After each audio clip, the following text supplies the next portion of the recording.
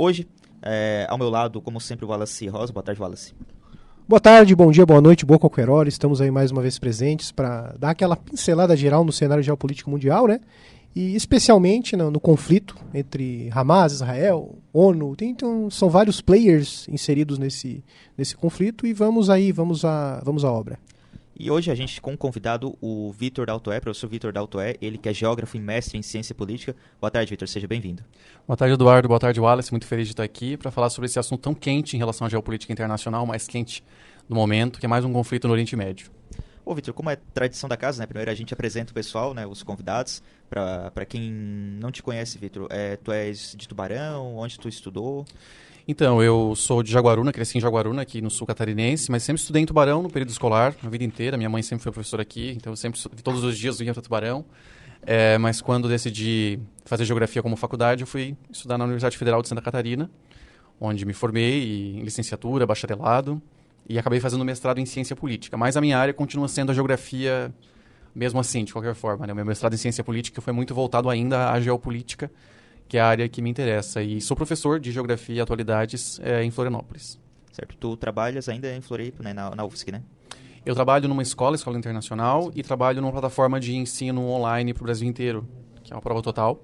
Trabalho principalmente com atualidades e produção de material didático dentro dessa plataforma, né? Perfeito. Então, apresentado o nosso convidado, né? Vamos agora para o debate quente. Vamos iniciar falando, né? O assunto do momento, né, Wallace? Não tem como não ser o conflito entre Hamas e Israel e Palestina.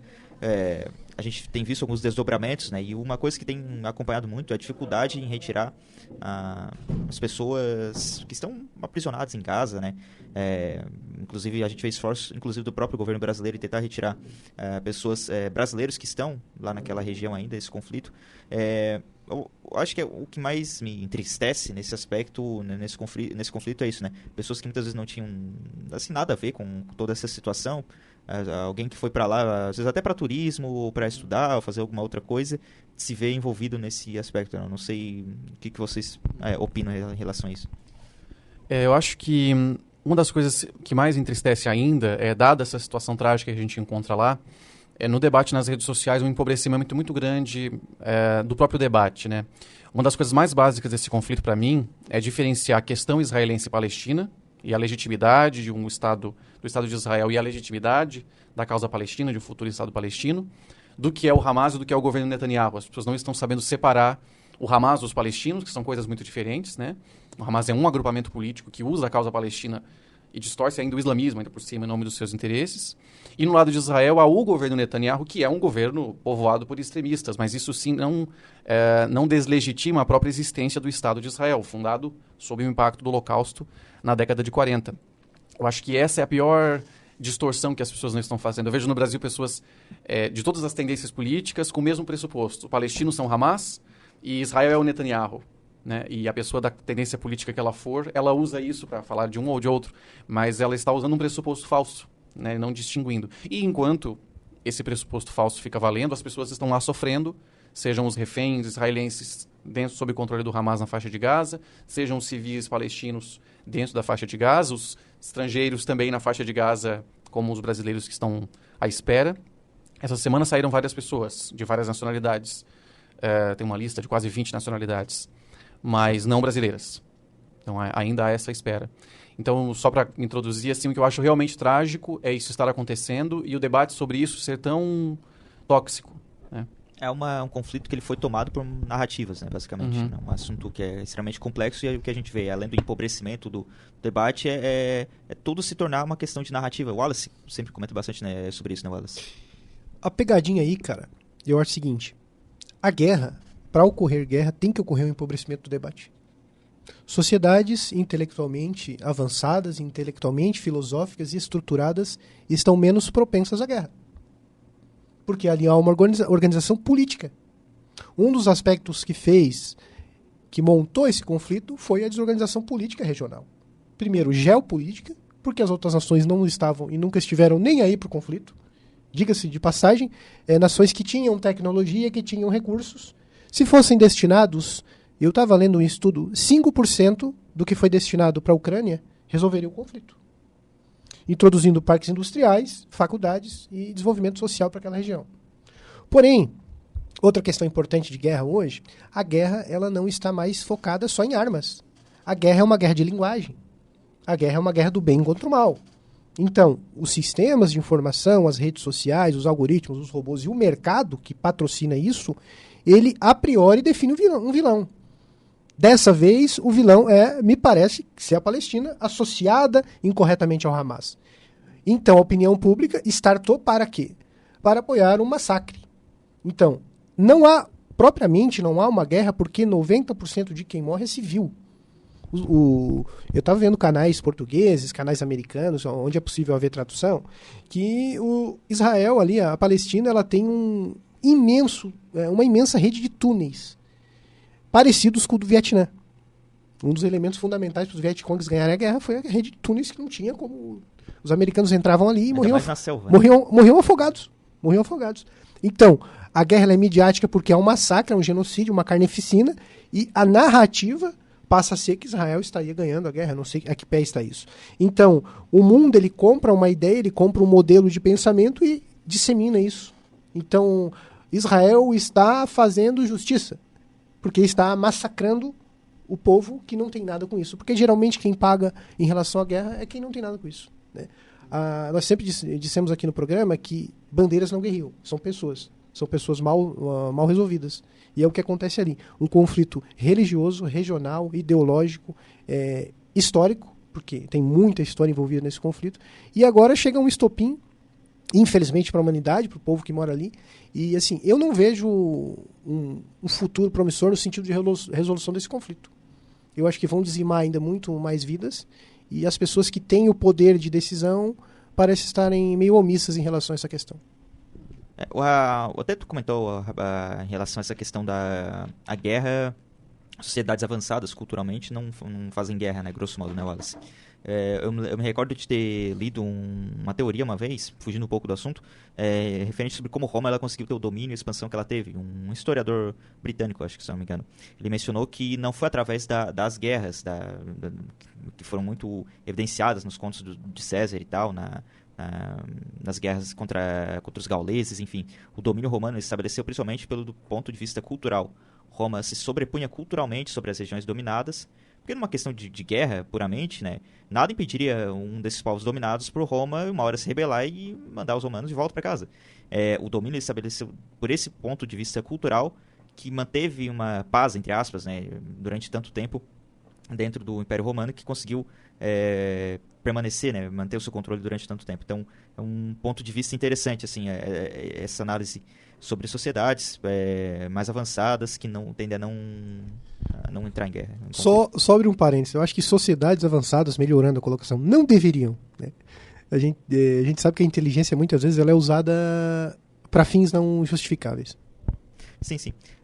Ainda sobre esse conflito, né, a gente tem acompanhado então esse desfecho que, como ela se pontuou, e eu assino embaixo, né, tá difícil de encontrar uma solução, mas acho que é uma guerra, é algo muito profundo, a questão do Oriente Médio, porque não envolve apenas Israel e Palestina, envolve, acho que, todo o contexto da região.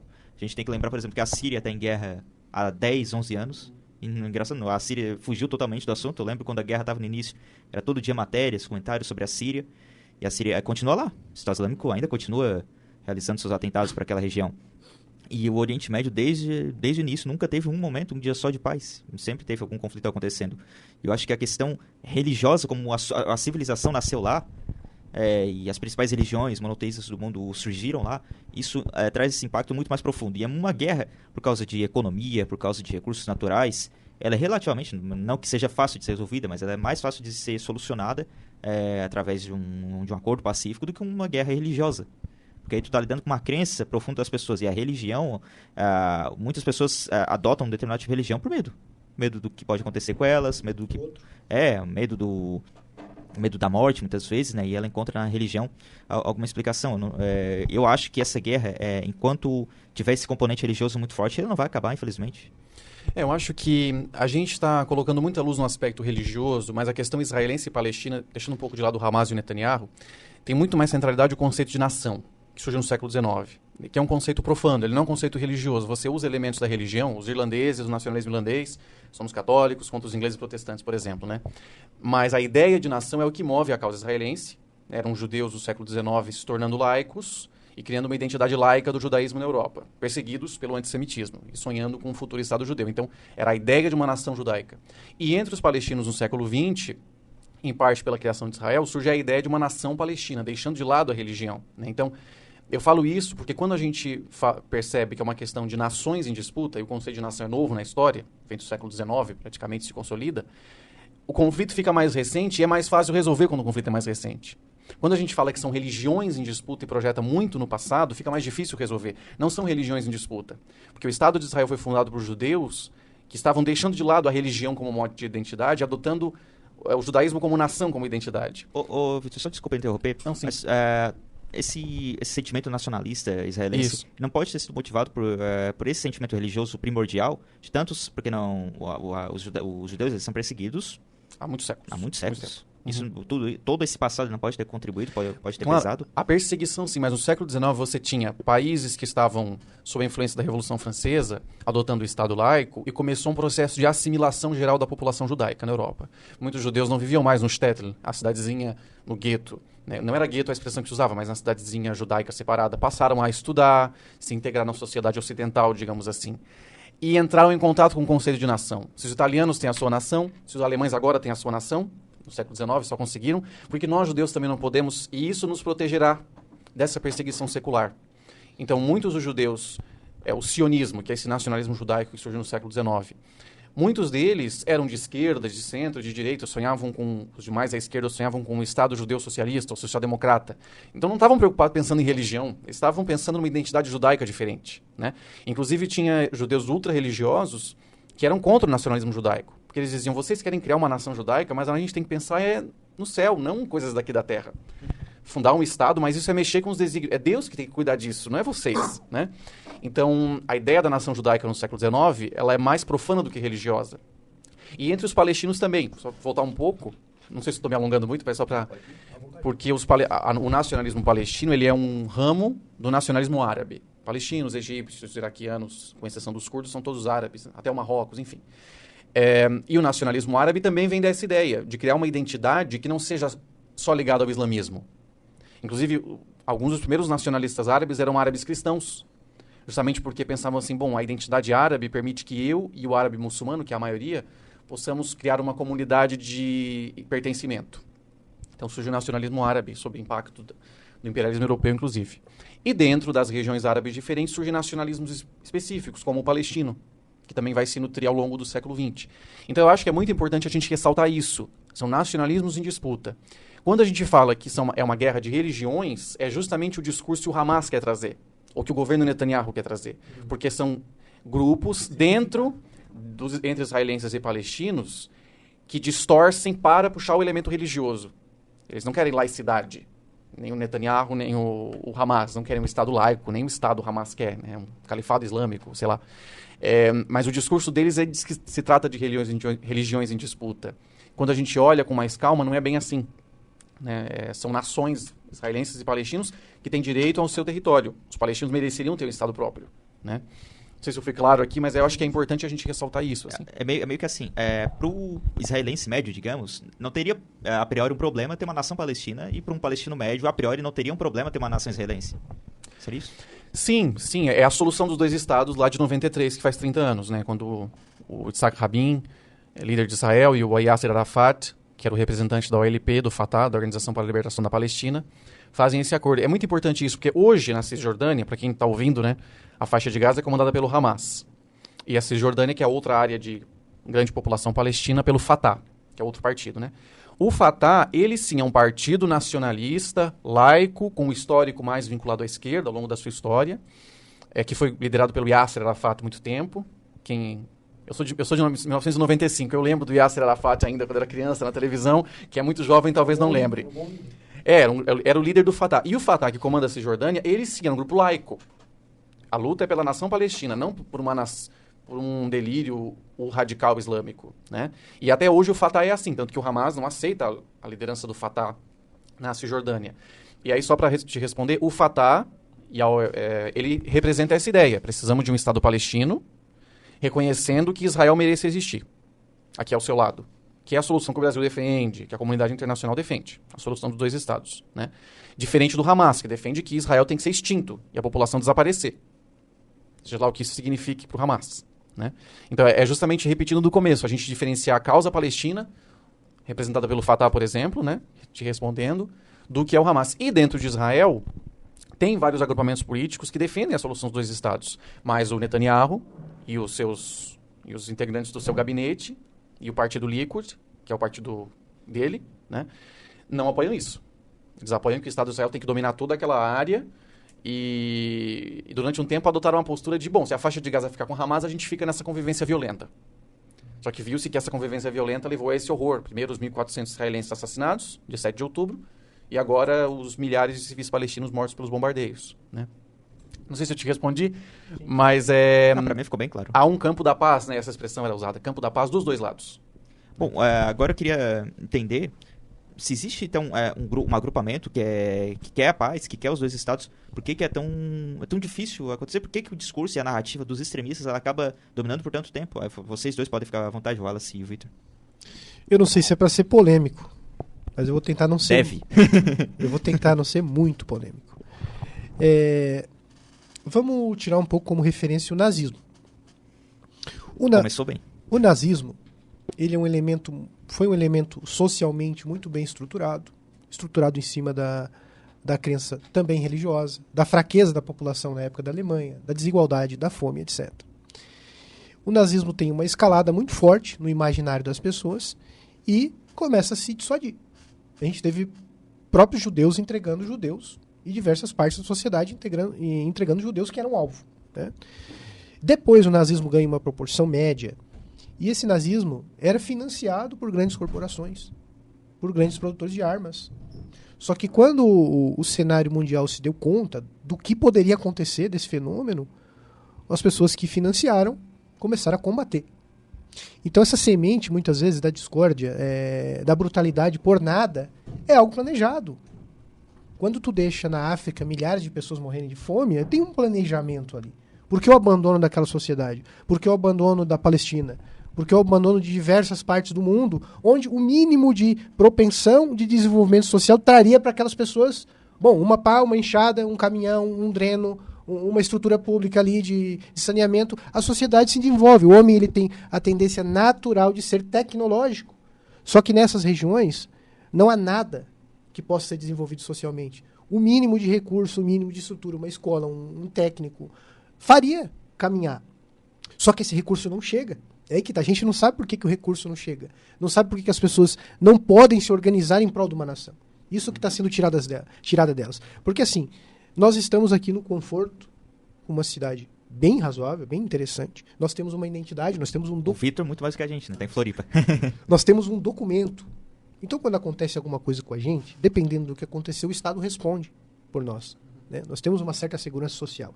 Agora, imagina um povo que simbolicamente não tem nada que os represente, que é o caso da Palestina. Tu é um indigente mundial. Tu é um ninguém. Nada os representa. Então, viver nessa condição deve ser uma sensação horrível. Porque tu vai na padaria, de repente, eu vi algumas famílias comentando que tu tem que já dizer para os teus filhos, talvez tu não volte. Teve um pai que colocou pulseirinhas nos filhos diferentes para identificar, caso acontecesse alguma coisa, ele achar o corpo. Então, essa barbárie, ela é produzida. Eu não acredito em acidentes sociais para acontecer isso. E essas pessoas que tomam as decisões, elas têm que ser pressionadas. O que produz uma guerra dessa? Assim? Qual é a vantagem, né? Tem guerras que são interessantes geopoliticamente. Um país invade o outro por conta da questão natural, mineral, econômica, de moeda, de correntes de poder que pensam diferente. Acontece uma guerra. Agora, nesse caso, o que justifica? Pode? É uma pergunta longa. Eu acho que a ideologia é mais importante do que a economia nesse caso. Eu acho que a infraestrutura econômica eventualmente não importa tanto. Por exemplo, a própria Alemanha nazista, ela era uma sociedade altamente desenvolvida tecnologicamente. Isso não impediu que ela iniciasse uma guerra de agressão. Então, as sociedades tecnologicamente avançadas podem igualmente iniciar uma guerra de agressão, porque não é só uma questão de infraestrutura tecnológica, tem uma questão de como que as ideologias cativam o coração dos homens e mulheres, né? No caso de como que chegou a essa situação, como é que os extremistas, que se perguntou, né, se estabeleceram tanto, você tem que entender o caminho de cada lado. Entre os palestinos, por exemplo, depois que ocorre a fundação de Israel, o plano da ONU para 2 estados, acaba apenas não se estabelecendo, Primeira Guerra Árabe-Israelense. Os próprios estados árabes vizinhos, como Egito, Jordânia e Síria, não se preocuparam em ajudar a criar o Estado palestino.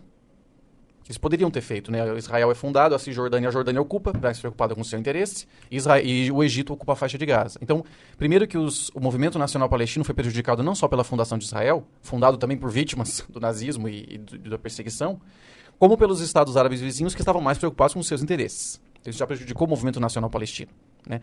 E aí funda-se o Fatah, que era esse movimento do Yasser Arafat. O Egito apoiava uma facção, a Arábia Saudita outra, a Jordânia outra, enfraquecendo ainda mais a instituição. Então isso prejudicou muito, né? O movimento nacional palestino do Fatah vai se desenvolver mais nos anos 60, nos anos 70, mas ainda assim o grande apoio dos outros países árabes, muitas vezes discordavam, e vai ter uma vitória só com os acordos de Oslo em 93. E aí, chegando à resposta, né, chegou-se a um acordo, olha, compromete-se a criação de um Estado palestino em 93, né? Dos dois lados, o extremismo passa a tolher esse caminho. O Yitzhak Rabin, que era o líder israelense, o que acontece com ele? É assassinado 2 anos depois, em 95, o ano que eu nasci, inclusive, não sei que época do ano. E o Hamas, e aí que o Hamas entra nessa história. As pessoas erram em achar que o Hamas era um movimento palestino que se radicalizou, né? O Hamas, ele é um ramo da Irmandade Muçulmana Egípcia. Resumindo, o que é a Irmandade Muçulmana? Um partido que surgiu no Egito nos anos 20, com a ideia de que não tem que adotar nacionalismo árabe, então mais aquele nacionalismo árabe que era mais progressista, mais à esquerda. A gente tem que adotar a identidade islâmica, que vai muito além dos árabes, como nós todos sabemos, né? Islâmica como mote de identidade, a Irmandade Muçulmana com a ideia conservadora. Temos que rejeitar a modernidade tecnológica, inclusive, e dos costumes, e as mulheres. Rejeite a modernidade, abraça a tradição. Isso, uma tradição distorcida também do que seria a tradição do passado, né? E a Irmandade Muçulmana se espalhou, que surgiu no Egito, ela espalha influências pelo mundo árabe afora, com apoio da Arábia Saudita, que é uma monarquia teocrática, né, até hoje. E dentro da faixa de Gaza, inclusive, surgiu o movimento Centro-Islâmico, nos anos 70, que é o braço da Irmandade Muçulmana, né? E é esse movimento Centro-Islâmico da Irmandade Muçulmana que vai criar o Hamas em 87. O que acontecia em 87? Os palestinos estavam contra a ocupação israelense, começando a primeira intifada, manifestações com paus e pedras. Uma resistência civil para deixar claro, olha o nível que está. A ocupação violenta e nós aqui só temos isso para nos defender. Isso deu legitimidade para o movimento internacionalmente, dos palestinos. O Hamas rompe com isso, falou, não tem que ser essa resistência civil, começa a fazer atos terroristas, que para a comunidade internacional, mancham a imagem do movimento palestino. Então, eu acho importante para justamente diferenciar os palestinos do Hamas, né? Ele não é um movimento que surgiu entre os palestinos com a ideia de uma nação palestina. Ele é oriundo de uma distorção do islamismo, num sonho delirante do restabelecimento de uma tradição islâmica, né? E em relação a... Enfim, estou falando várias coisas porque o assunto é... Mas em relação à infraestrutura e à ideologia, e aí que eu digo, eu acho que buscar o caminho ideológico de, olha, esse grupo vem dessa linha, esse grupo vem dessa outra linha, ou dentro do sionismo, como é que surgiu a linha do Netanyahu, né? É mais importante do que a infraestrutura econômica. Porque na faixa de Gaza ele recebe muita ajuda do Catar, etc. Você tem prédios, você tem uma situação de extrema direitos humanos, mas existe um básico de infraestrutura que com outra ideologia poderia resultar em outra coisa. Então eu acho que a infraestrutura econômica é importante, né? Mas toda guerra tem um motivo ideológico. O discurso do Putin de que a Ucrânia não existe como nação. É um discurso horrível. Os ucranianos existem, estão lá, é uma nação, tem uma história própria, etc. Que eles foram criando também, né? Eu acho que isso importa tanto quanto a infraestrutura econômica que há, né? Eu falei demais, pode continuar. Não, imagina, perfeito. A minha questão foi, por que não deixar o desenvolvimento, o progressismo tomar conta de uma determinada região como essa, né? Os povos terem a possibilidade de se organizar politicamente. Porque eu acho que esse é o ponto, talvez um dos mais fundamentais das formulações em relação aos conflitos, né? A sociedade não consegue ter um diálogo político. Como guerras também são muito geopolíticas, né? São nações que têm apoios, são vários conglomerados, complexos militares, tudo muito complexo.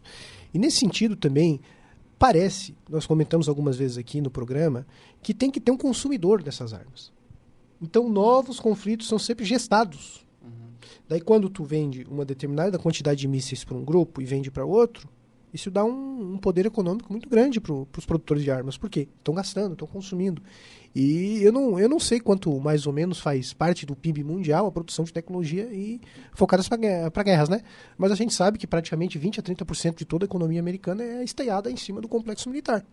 Então, muitas vezes também fazem diversas investigações na ONU e eles poderiam saber de onde vêm essas armas. Onde é que veio o armamento do Hamas? O pessoal fala que é do Irã, o pessoal fala que é da Rússia, né? Tem um pessoal também sério de Portugal que fala que vem dos americanos, né? As armas foram desviadas da Ucrânia, que os Estados Unidos manda para a Ucrânia, já está lá nos terroristas. Então, embora o mundo ele tenha algum consenso para resolver os problemas, eu acho que essa selvageria financeira ela também é um dos principais fatores para que as guerras ocorram. Porque seria tão utópico e bonito, né?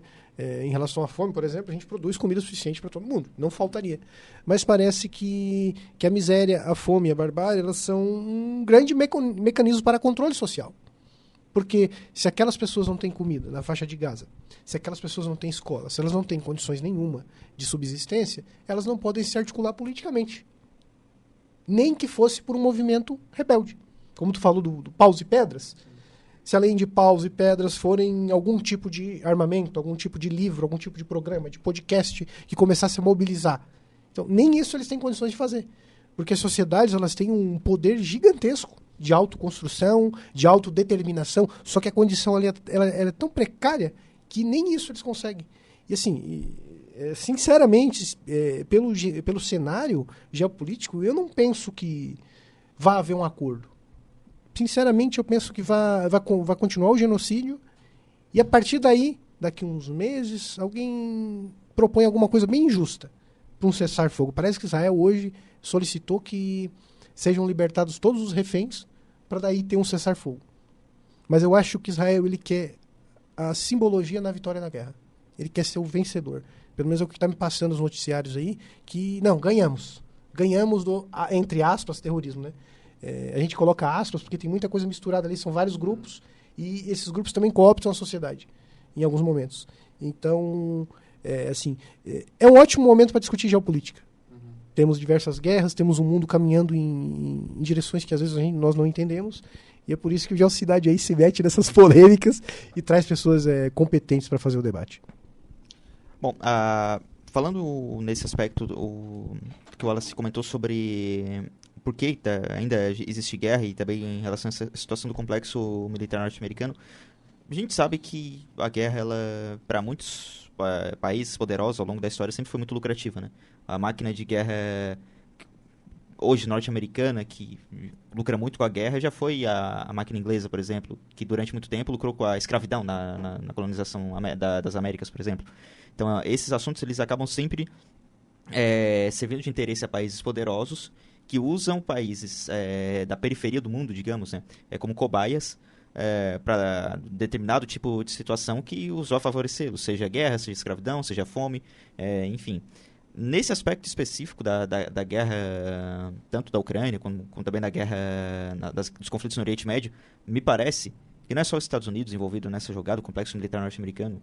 A gente tem a Rússia, um grande produtor de armas, e durante muito tempo, a gente pega a Síria, por exemplo, a Rússia que financiava com armamentos muitos grupos na Síria também. E até outras nações mais poderosas, além mesmo do Oriente Médio, a Arábia Saudita, o próprio Irã também tem armamentos.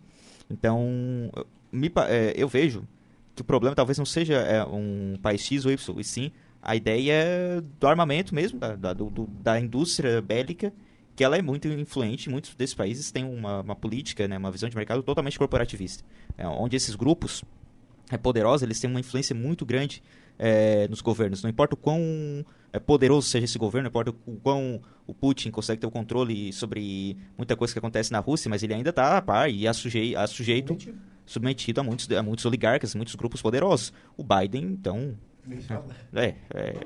o governo norte-americano sempre... a gente até brinca, né, que o presidente que é eleito nos Estados Unidos, ele, na verdade, ele está lá só para fazer figuração, porque quem comanda muito são essas corporações.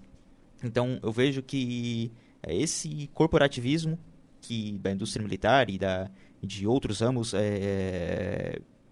enfim, de máfias e de oligarcas, enfim, que ocasiona muitos desses problemas no mundo, incluindo a guerra. Só que isso não impede, né, que através do discurso, através da construção de narrativas que favoreçam, que tornem lucrativa, entre aspas, a paz, ela não possa ser alcançada. Eu acho que tem uma questão que envolve muito além do complexo industrial militar, que é o seguinte: nós aqui estamos todos submetidos a uma Constituição. Nós três aqui Estamos dentro de um Estado nacional. Qualquer um de nós, se violar a Constituição, a polícia pode nos prender, existe um poder de polícia desse Estado. No sistema internacional, é completamente diferente. Você tem estados que agem, não há uma polícia global, não existe, nem uma lei global. Então, o sistema internacional ele é eminentemente anárquico. Os estados estão sempre à beira de uma guerra, né? O que impede que o Brasil esteja hoje em guerra com o Uruguai, amanhã em guerra com a Bolívia, enfim, propostas malucas, né? Mas que na prática poderiam acontecer, é o comércio, são as legislações internacionais. Que já aconteceram, né? E que já aconteceram, Mas eu quero dizer que, no momento atual, o espectro da guerra no sistema internacional, ele está sempre próximo. Então isso torna mais óbvio e explicável a existência de um complexo industrial militar. Se o espectro da guerra está sempre próximo, é inevitável que os países desenvolvam esse aparato. Dada a organização geopolítica. De novo, eu estou falando que não é a economia que causa essa realidade bélica. É uma organização geopolítica do mundo em que nós vivemos, que ainda é entre diferentes estados, que leva os estados a, em nome da segurança, desenvolverem aparatos militares. Eu acho que isso sim determina a economia nesse caso. E cada um vai desenvolver o seu e que determina mais. Eu acho que a política determina mais a economia do que como se a política mundial fosse controlada como se fossem marionetes das grandes corporações. As 7 famílias, as 6 famílias, as 10 famílias. Etc. Eu acho que é muito mais a política determinando. Enfim, eu penso tanta coisa enquanto estão falando que depois na hora de falar Mas eu acho que é importante ressaltar isso. É claro, voltando aqui, né? Esse sistema é anárquico, mas que estrutura que nós montamos para organizá-lo de certa forma? Com o trauma do nazismo e da Segunda Guerra Mundial, cria-se a ONU e principalmente não a ONU, o Conselho de Segurança da ONU, com 5 membros permanentes com poder de veto, Estados Unidos, Rússia, China, França e Reino Unido, né? Que obriga os 5 mais fortes, lhes dá um poder de veto, ou seja, lhes dá uma garantia de, bom, se eu continuar aqui nessa organização, eu posso ser tolhido em algumas coisas, mas eu posso vetar outras, então eu vou ficar aqui dentro. Então essa proposta criada pelo Roosevelt, presidente americano na época, é a ideia de uma polícia global. É a ideia de, bom, para organizar isso aqui, a gente tem que ter um grupo que vai ser o que vai controlar isso aqui, né? Então, eu acho que é importante que isso seja... Eu acho que são traços de geopolítica e lei internacional que são tão importantes quanto a questão econômica, sabe? Eu acho que e ajudam a refinar mais os argumentos da gente. Ô Vitor, você pontuou muito bem essa questão que a organização do mundo ela é, de certa forma, anárquica, entre aspas, né? E isso me recorda o pensamento do Thomas Hobbes, de que o homem é o lobo do próprio homem. Sem um controle efetivo, a tendência é realmente o pessoal se matar, a grosso modo, né? Esse é o nosso estado de natureza.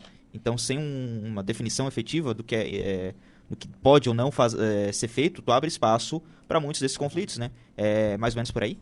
Sim, não. O sistema internacional, ele é perfeito. Ele é hobbesiano, de certa forma.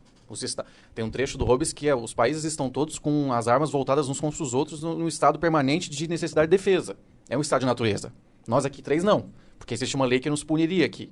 Mas o sistema internacional é um estado de natureza. Mas nós criamos, e que bom, um colchão de amortecimento. A ONU é um exemplo. Nós criamos, além da Carta da ONU, a Declaração Universal dos Direitos Humanos, de 48, as Convenções de Genebra e a Haia de 49, a última versão, né? Enfim, a mais conhecida, tinha outras. Mas são documentos que, mesmo nesse sistema hobbesiano, cria-se algum vínculo que a gente possa solicitar e criar... e manifestar uma oposição a alguma força, né? E eu acho que, então, é justamente isso. Quando eu falo que o sistema é anárquico, é um estado de natureza hobbesiano, eu pareço muito realista. Realista no sentido de relações internacionais, a escola realista. Quando eu falo só da legislação internacional, ONU, etc., parece muito idealista. Eu acho que a gente pode levar tudo em consideração, né, e mostrar que tudo isso é importante. Ô, Vitor, rapidinho, Wallace, só um questionamento aqui. Tu mencionou a relação do Brasil, né, trazendo um pouco pra gente, com os países vizinhos latino-americanos, que a gente não está em guerra muito por relações comerciais, né? O comércio, do teu ponto de vista, as trocas internacionais, comércio internacional, ele pode ser um fator que pode amenizar essa questão de guerra? Porque a gente vê, por exemplo, países como a China, que ela tem estabelecido muitas relações ao redor do mundo através do comércio, instalação de empresas, know-how tecnológico. A China investe muito nisso. Um pressuposto liberal defendido há muito tempo era a ideia de que vamos incentivar mais o comércio, de que quanto mais as nações comercializarem entre si, mais a gente vai afastar o espectro da guerra, que está sempre aí, né? Eu não acho que ele seja falso, mas ele é insuficiente, porque é claro que nações que comercializam também podem entrar em conflito, né? Então, perfeito, eu acho que ele pode servir para uma política pacífica. O Mercosul, ele é uma iniciativa que vem de um Brasil e de uma Argentina que passaram 150 anos em rivalidade.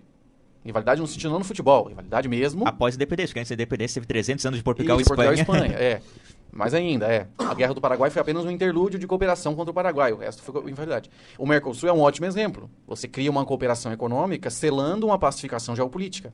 Por isso que o Mercosul ele não é só um bloco econômico, ele é um bloco geopolítico. Isso é mais importante ainda, porque ele sela uma paz na América do Sul, entre os dois principais países. Hoje a gente vê, por exemplo, um país, o Brasil e a Argentina ficaram tanto tempo em guerra, hoje a gente vê o comércio entre Brasil e Argentina, a flutuação de turistas argentinos do Brasil e de brasileiros da Argentina, que era algo que há 200 anos atrás era totalmente impensável, né? Isso. Mas aí que tá, isso é importante, mas, por exemplo, em Israel, a questão israelense e palestina, vários palestinos trabalham em Israel todos os dias de volta da Cisjordânia, mesmo que alguns antes da faixa de Gaza, antes do conflito, trabalhavam em Israel, ganhavam seu dinheiro, voltavam para casa, etc. Mas essa relação de trabalho, vejam, não é só um comércio, né? É a relação do trabalho ali. Isso não impede, não leva a questão a se resolver apenas uma questão financeira de trabalho, né? Então, eu acho que, como você falou, é importante, mas é insuficiente. E só para eu responder uma pergunta que eu esqueci que vocês fizeram antes, dos extremismos, a gente falou em 95, o líder de Israel foi assassinado por um extremista judeu, né? E o Hamas, enquanto o Fatah fez o acordo com Israel, a solução dos dois estados naquele momento, qual foi a tática do Hamas? Fazer atos terroristas diversos para minar o processo de paz. Então, enquanto em Israel você tinha setores mais radicais, o Hamas pensou, atos terroristas para minar o processo de paz. Enquanto o Fatah abandonou o terrorismo já há muito tempo. E os atos terroristas do Fatah nos anos 70 não havia nenhum acordo de paz, não havia nenhuma garantia de que os palestinos teriam algo, né? Aí sim você pode dizer que eram atos, assim, não é que eu acho, mas aí sim você pode dizer que é um ato de resistência. Agora, do Hamas pós-93, quando você tinha já um processo de paz em andamento, aqueles atos eram terrorismo puro e simples, para minar o acordo de paz. Então, só para deixar claro que, a partir dos anos 90, o Hamas levou à radicalização, e do lado de Israel, em meio à insegurança, naquela sociedade do tamanho de Sergipe, em território, com aquela violência toda, o discurso do Netanyahu de que, pode não gostar de mim, mas eu vou trazer segurança para vocês. Que é mentira, né? Não trouxe. Olha o que deu. Mas, então, tudo foi indo mais para o extremo. Isso é terrível, né? Mas não quer dizer que os extremistas representem a todos. Muito pelo contrário. Só para fechar, esse ano houve manifestação desde abril, todo sábado, contra o Netanyahu, em Israel, porque ele... E no mundo, tá forte? Não, mas de israelenses contra o Netanyahu pelo projeto dele de acabar com o poder da Suprema Corte. Que solaparia as bases da democracia israelense. Mas Israel não é ditadura, né? Isso, a única democracia do Oriente Médio deixaria de ser uma democracia. Então, e tinha manifestação todo sábado israelenses contra ele. Só parou agora com a guerra. Porque, enfim, né? Bom caminho. Mas ele está condenado politicamente. Está condenado politicamente, com razão. Que bom que ele está condenado politicamente, finalmente. Acho que a sociedade israelense merece um futuro melhor com outra liderança. E a sociedade israelense vai melhorar muito com o Estado palestino do lado, deixando de lado e podendo focar nos seus problemas. É bom para os palestinos e é bom para os israelenses. Enfim, vou deixar vocês falarem que eu falo muito. Só para situar o nosso ouvinte ali no nosso papo em off, tu comentou que a faixa de Gaza é equivalente a 2 municípios da região aqui. Se somar Jaguaruna e Sangão em território, é maior do que a faixa de Gaza. Eu sou de Jaguaruna, então... É 360 km². Jaguaruna e Sangão juntos dá 370 km². Então Tubarão é maior que a faixa de Gaza. Tubarão é 300 e alguma coisa. Não, Tubarão é um pouco menor. 200 e alguma coisa, Mas enfim, um tamanho... né? O interessante, tu falou dos acordos que são costurados, acordos políticos e registrados, né, simbolicamente ali. Ali já se abre um caminho para discussão. Muitas pessoas comentam que esses acordos de fato não são efetivos, o Tribunal de Haia, outras organizações mundiais, né? Mas já tem uma ideia, já tem pessoas em uma mesa discutindo uma forma, né? Eu penso que o mundo ele deveria ter alguma outra organização. Além de economia, eu não digo um tribunal mundial com 5, 6 países que vão decidir o que é verdade e o que é mentira, né? Que isso está muito... O algoritmo tá nos tornando muito binário, 0, 1, né? O fulano é terrorista, o outro não é. Então, isso confunde muito a população. Economicamente, nós já temos esses grupos, tipo o BRICS. É muito difícil que um país do BRICS invada o outro, ali, pela linha ideológica dos países que operam ali. Eu acho que invadiu a Ucrânia. Sim, mas a Ucrânia não faz parte do BRICS, né? Entre eles, entre eles ali. Como tu citou o Mercosul, tem o BRICS. Eu dificilmente acredito que a China vai invadir a Rússia. Que a Rússia vai invadir a China. Que a China vai invadir a Índia. Então, esse alinhamento, a priori econômico e principalmente tecnológico, pode trazer uma equidade entre as nações ali. E as nações se respeitarem mais. Porque eu vejo o seguinte, no mundo, é muito perigoso que tenha só uma nação com grande tecnologia armamentista. Só uma ideologia, na verdade. A Guerra Fria, até certo ponto, ela trouxe um equilíbrio muito grande para o mundo. Porque haviam dois polos de pensamentos que eram divergentes, mas equilibrados.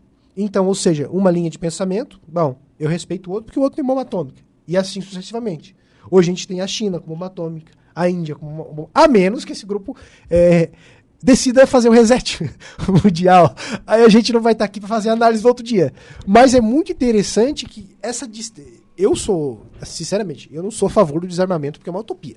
Né? Pegar a bandeirinha branca, ele na Marcolino Martins Cabral, vamos desarmar o mundo. Isso não existe. Isso seria um conto de fadas extremamente descolado da realidade. Mas esse equilíbrio ideológico é muito importante e armamentista. Porque se fosse só uma nação produzindo arma e bomba atômica, aponta para o Brasil, a Amazônia está em risco, nós temos que proteger o Brasil. E esse é o nosso... O Brasil sem a Amazônia é o fim, né? Eu acho que muito que vocês comentaram antes, muito do que nos protege em termos de guerra é a Amazônia. Porque ali tem um recurso que não pode ser dilapidado. Então, para que eu vou invadir os países? Para que eu vou invadir o Brasil? Né? Até para administrar, eu vi um estudo interessante, se os americanos invadissem isso aqui, eles iam ter um valor estratosférico para administrar o território, porque é muito grande. Então é inviável economicamente para eles. Eu acho que você está destacando a passagem da bipolaridade da Guerra Fria para a multipolaridade do pós-Guerra Fria, né? Em relação ao BRICS, eu acho que ele tem uma fragilidade inerente ali. O fato China e Índia, a relação delas não é boa. Não é boa. A China é para a direita. E não, mesmo quando nos anos 60 a Índia tinha um governo de centro-esquerda no Nehru e na China estava Mao Tse Tung no poder naquele momento. Houve uma guerra entre elas, a Guerra Sino-Indiana em 62. Elas têm 3 áreas que a Índia controla, uma parte a Índia controla, a outra não. E a China reivindica. Então a relação delas não é... A China nunca aceitaria a Índia no Conselho de Segurança com uma cadeira permanente. Nunca. O Brasil, o Brasil, uma cadeira permanente. Se a Índia não vai entrar, o Brasil vai conseguir uma cadeira permanente. O Japão não vai entrar, a China não vai querer. O Brasil nunca vai conseguir, o pessoal sonha com isso e tal. Então no BRICS eu acho que tem uma fragilidade inerente ali. A relação sino-indiana não é boa. Essa semana a China publicou um novo mapa oficial dela, você deve ter visto. Colocando dentro do seu território partes da Índia, partes que o Vietnã reivindica, até uma parte que a Rússia reivindica. Aliada na guerra da Ucrânia. Então o BRICS tem uma fragilidade, ele é muito propagandístico perto do que seria um outro. Ainda mais, e assim, sinceramente, agora entraram vários membros novos, né? No BRICS, o BRICS+, né? A sigla, né? Claro, a gente tem que separar a questão ideológica da geopolítica, mas entrar a Argentina, legal, é uma democracia que é a Argentina, né? Agora, Irã, Arábia Saudita, Egito, Emirados Árabes, é muito regime autoritário demais para entrar de uma vez só. A ditadura militar egípcia há 10 anos, a Arábia Saudita é uma monarquia ultra-teocrática, Emirados Árabes não deixa de ser. O Irã é uma república teocrática xiita. Eu acho que esse pessoal mais no clube, só a Argentina como uma... E a Etiópia, mais ou menos, né? Enfim... Mas eu acho que o BRICS tem muito mais de propagandístico do que algo de real, de uma nova ordem, sabe? Mas aí é que tá. Vamos pensar assim. Isso não é para enfraquecer o G20? Porque a premissa fundamental do BRICS é acabar com o dólar. Eu acho que a China busca... Eles transitariam em moeda própria. Né? A gente faria comércio com a Argentina real, peso. A China faria com a Índia ou com outra nação sem o dólar. Porque... Eu e o Eduardo aqui achamos o seguinte: o dólar é uma espécie de... Vamos ser um pouco polêmico. Uma espécie de câncer mundial. Porque uma nação ela pode imprimir moeda e distribuir para países pobres em troca de recurso natural. Papel. Estão imprimindo nada. E a única... Não existe um banco mundial internacional que imita moeda. Sim. É uma nação emitindo moeda para o mundo. Então, o colapso do G20 e dessa antiga linha comercial mundial está dentro do BRICS. A partir do momento que o dólar deixar de circular. E nós fizemos previsões aqui em alguns programas, ele vai deixar de circular. Os Estados Unidos, ele vai ficar com o dólar para ele. Porque eu já venho olhando gráficos interessantíssimos de 10, 20 anos atrás, como o dólar está sendo usado principalmente no complexo militar americano, para vender e fazer comércio vendendo e comprando arma, do que necessariamente em relações comerciais. Tem uns mapinhas que tem cores ali que mostram como a China tomou conta totalmente do cenário do comércio mundial. E ela ainda usa o dólar. Mas o objetivo, a racha, digamos, a fissura mundial vai ser quando o BRICS diz assim, vamos criar uma moeda internacional e ela vai ser lastreada no ouro e não vai ser mais o dólar.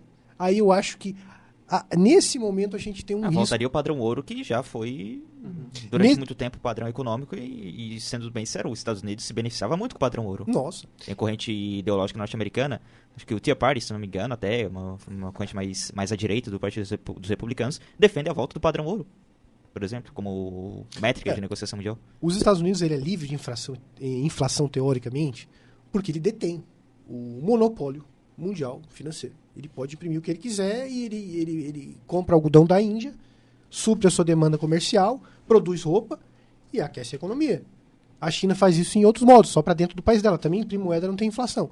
Mas eu acho que é nesse ponto, quando o mundo cair na real, quando os Estados Unidos cair na real, que o dólar não é mais o esteio mundial econômico, aí a gente pode ter uma guerra nuclear. Eu acho que assim, China e Estados Unidos, eles dependem um do outro, muita garrafinha, eles dependem muito um do outro economicamente. Acho que, como é que eu posso contribuir? Um depende completamente do outro. E a rivalidade está numa tensão muito alta, falta um pouco mais de diálogo. Mesmo na Guerra Fria, em momentos mais tensos, havia o, entre aspas, telefone vermelho. Aquela linha de comunicação direta que não era um telefone vermelho, claro. Mas eu sou daltônico também, eu não veria vermelho também. Telefone comunista? Mas era, não nesse sentido, mas um telefone entre, como se o presidente americano pudesse ligar para o secretário-geral do Partido Comunista, né? E falta hoje um telefone vermelho. Independente, os dois dependem muito um do outro. Eu acho que não é possível esse racha tão claro, porque a economia global ainda é uma só. Mesmo com a Rússia cada vez mais isolada. E o que eu acho é que falta um telefone vermelho ligando essas duas superpotências, porque senão leva a ordem internacional a algo muito mais perigoso, não só economicamente como geopoliticamente. E o BRICS, eu acho que ele podia ser uma iniciativa mais interessante, mas ele está se transformando, dada essa rivalidade internacional muito quente, num projeto da China em si, sem que os outros... Só que aí os outros países também têm os seus próprios interesses. O interesse da Índia é outro, do Brasil é outro, da África do Sul é outro. O Brasil é não ficar tão dependente nem dos Estados Unidos, nem da China. Então eu acho que, enfim, é isso. Na verdade, o Brasil, professor, eu até acho que o Brasil tem potencial, não para negociar em dólar ou em yuan, mas em real. Negociação em real. Seria justo. O Brasil tem um poderio econômico, para ter uma noção, o real, a cotação dele é mais valorizada que a do yuan, da moeda da chinesa.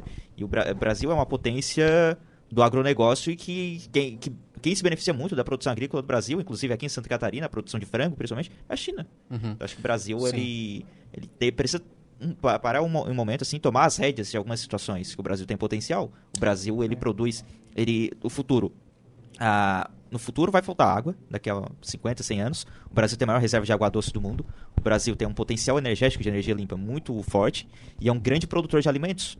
3 componentes econômicos e geopolíticos que vão ser muito demandados nas próximas décadas. Então, acho que o Brasil precisa entender qual é o seu lugar no mundo e dizer, não, eu vou tomar a minha própria decisão por mim mesmo, sem depender ou de China, ou de Rússia, ou de Estados Unidos, ou de quem quer que seja, de Europa, sei lá. Sim.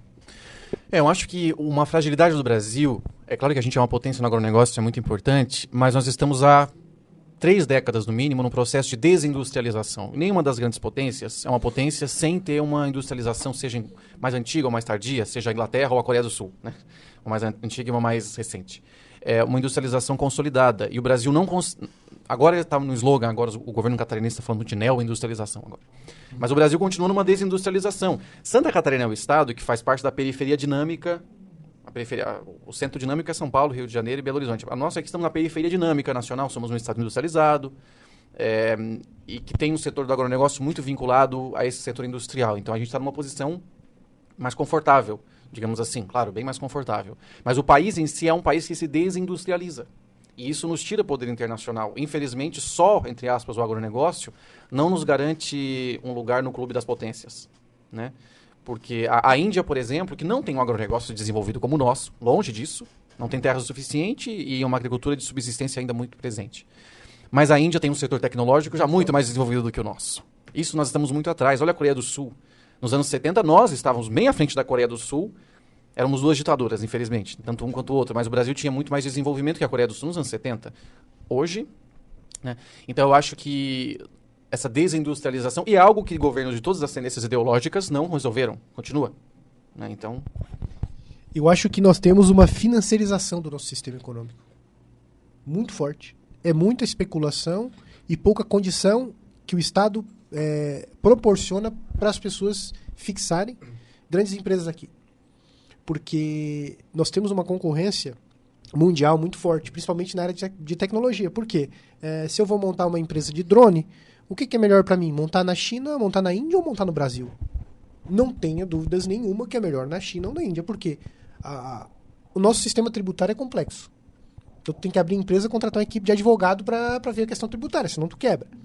Então, o Brasil, por conta da sua desorganização política, principalmente, porque nós sempre comentamos aqui, seria muito interessante que o Brasil tivesse uma questão armamentista forte. A nossa soberania, nossas armas, nossos mísseis, a nossa tecnologia, o nosso GPS e, quiçá, nossas bombas. Né? Então, ninguém entra aqui. Só que quem que vai apertar o botão com a qualidade da política que a gente tem? Quem que vai comandar as Forças Armadas? Porque nós estamos aí, que nem nós comentamos a metáfora da coxa de retalhos. Vem um político, faz uma coisa, vem o outro, faz totalmente o contrário, faz um remendo. A gente está pulando de ideologia em ideologia e sem projeto nacional. Nunca elogiamos a ditadura aqui. Mas se tinha uma coisa que a ditadura tinha em visão, os governos, era estrutura de Estado. Né? Nós tínhamos o maior parque metal mecânico do mundo. Era aqui no Brasil, produção de carro, trilho, metrô. Nós tínhamos uma rede de transporte público maior que a da China. Nós criamos a Telebrás, nós criamos a Embrapa, nós criamos a Itaipu, Petrobras. Cara, muita coisa que ninguém tinha no mundo. A Telebrás era uma das redes de telecomunicações mais avançadas do mundo. E a privatização veio para quê? Para baratear os telefones? Não, para roubar a nossa tecnologia. E foi o que aconteceu.